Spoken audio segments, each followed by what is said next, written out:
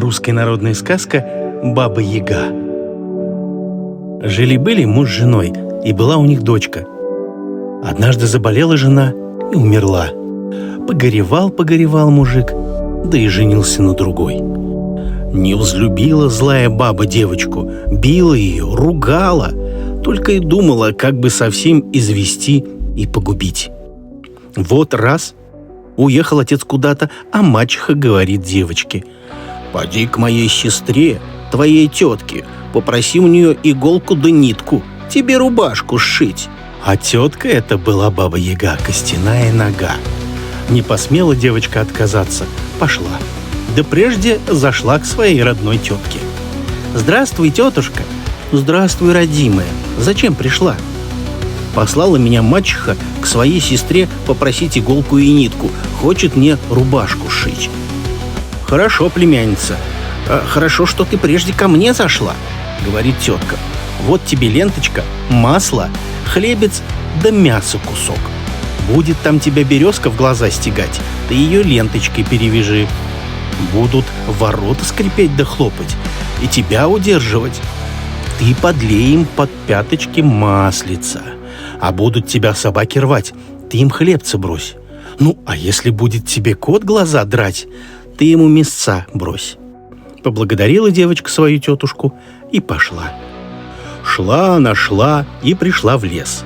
Стоит в лесу за высоким тыном избушка на курьих ножках, на бараньих рожках, а в избушке сидит Баба-Яга, костяная нога.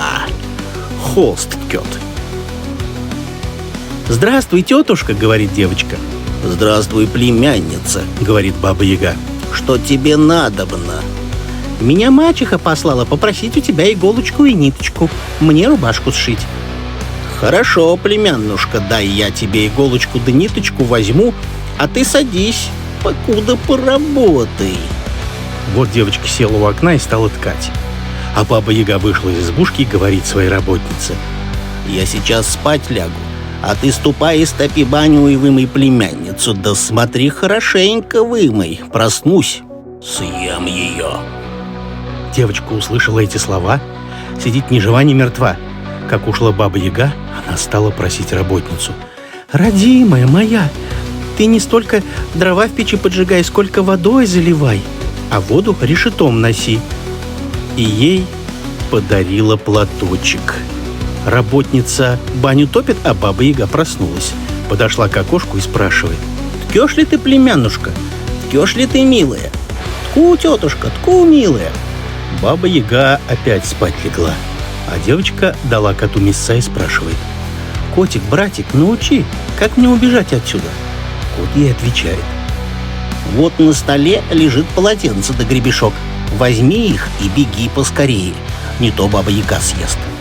Будет за тобой гнаться Баба-Яга, ты приложи ухо к земле.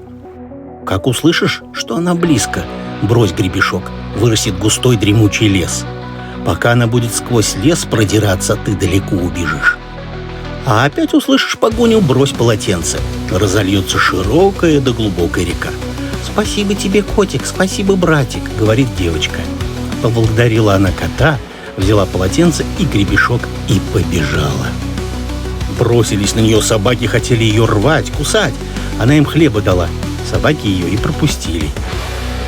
Ворота заскрипели, хотели были захлопнуться, а девочка подлила им под пяточки маслица. Они ее и пропустили.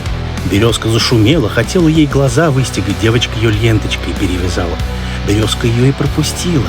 Выбежала девочка и побежала, что было мочи, бежит и не оглядывается. А кот тем временем сел у окна и принялся ткать. Не столько ткет, сколько путает.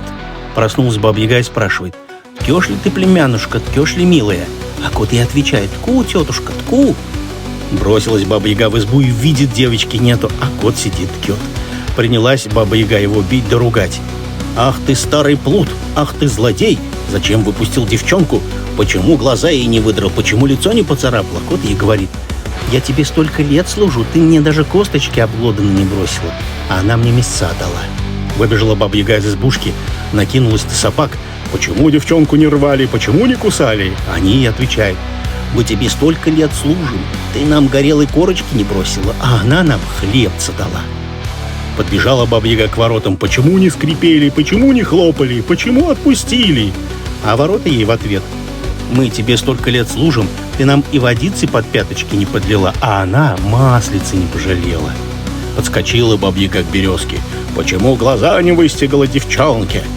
Я тебе столько лет служу, ты меня ниточкой не перевязала, а она мне ленточку подарила. Стала Баба-Яга ругать работницу. Что ж ты такая-сякая, меня не разбудила, не позвала, почему ее выпустила? Я тебе столько лет служу, говорит работница, никогда слова доброго от тебя не слышала. А она платочек подарила. Хорошо да ласково со мной разговаривала. Покричала Баба-Яга, пошумела, потом села в ступу и помчалась в погоню. Пестом погоняет, помелом вслед заметает. А девочка бежала, остановилась, приложила ухо к земле и слышит. Земля дрожит, трясется, Баба-Яга гонится, и уж совсем близко. Достала девочка гребень, бросила через правое плечо, вырастут лес. Тремучие да высокие корни у деревьев на 3 сажени под землю уходят, вершины облака подпирают. Примчалась Баба-Яга, стала грызть да ломать лес. Она грызет да ломает, а девочка дальше бежит. Много ли, мало ли времени прошло, приложила девочка ухо к земле и слышит, земля дрожит, трясется, Баба-Яга гонится, уж совсем близко. Взяла девочка полотенце, бросила через правое плечо. В тот же миг разлилась река, широкая-приширокая, глубокая-приглубокая. Подскочила Баба-Яга к реке, а от злости зубами заскрипела, не может через реку перебраться. Воротилась она домой, собрала своих быков и погнала к реке. «Пейте, мои быки, выпейте всю реку до дна». Стали быки пить, а вода в реке не убывает. Рассердилась Баба-Яга, легла на берег, сама стала воду пить. Пила, до тех пор пила, пока не лопнула. А девочка тем временем знает, бежит себе. Вечером вернулся домой отец и спрашивает у жены: «А где же моя дочка?» А она ей отвечает: «Она к тетушке пошла иголку да нитку попросить, да вот задержалась что-то». Забеспокоился отец, хотел было идти девочку искать, а дочка домой прибежала, запыхалась, отдышаться не может. «Где ты была, дочка?» – спрашивает папа. «Ах, батюшка», – отвечает девочка, – «меня мачеха послала к своей сестре, а сестра ее Баба-Яга костяная нога, она меня съесть хотела, на силу я от нее убежала». Как узнал все это отец, рассердился на злую бабу и выгнал ее грязным помелом вон из дому. И стал он жить вдвоем с дочкой дружно, да хорошо.